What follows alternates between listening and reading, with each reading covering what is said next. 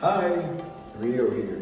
Andito tayo ngayon sa Alliance Global Tower with a limited edition series entitled Let's Get to Know One Another. In today's pilot episode, makikipag-date tayo with our sales associates and learn how they got to know DeskNet's Neo. Tara, alamin natin. How was the work activity like before DeskNet's Neo? Dati po, nagpiprint pa po kami ng papel. Yung table ko is napupuno po siya ng mga papel.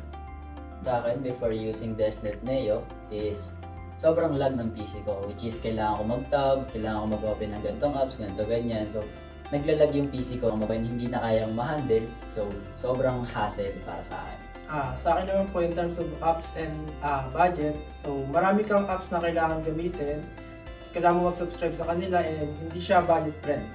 And marami kang apps na gagamitin, so iba't ibang tabs yung gagamitin mo. So tulad na sinabi ni Sir, malag and hassle siya gamitin doon, iba't iba yung kailangan puntahan. How was the work activity like after DeskNet's Neo? Well, ngayon po is sobrang luwag na po ng table ko. Ang dami ko na pong ibang nagagawa. So, na-reduce po yung papers na usually na madami po. Ayan, sa akin, yung dating malag and sobrang daming tab is napag-compress ng DeskNet Neo. And aming tagline is work hassle-free with DeskNet Neo. Sa akin naman po, so yung DeskNet Neo, it support multi-device. So, isang software na lang yung nagamit namin sa maraming application. So, in terms of budget, isang software na lang yung kailangan namin subscribe buwan-buwan. And also, very efficient and convenient siya kasi isang environment na lang, lahat kumikilos ang bawat task and business processes. What's your favorite feature inside of DeskNet's Neo?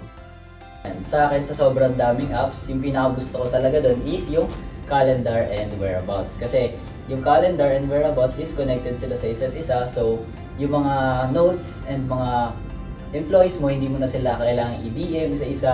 Kumbaga, titignan mo lang doon yung time in and time out. And ganun lang siya. Napaka-easy to use.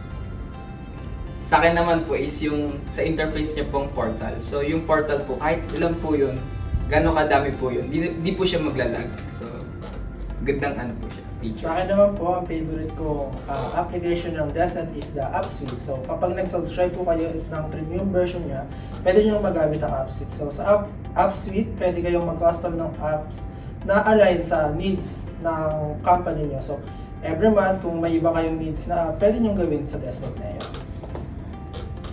And that for you is DeskNet's Neo.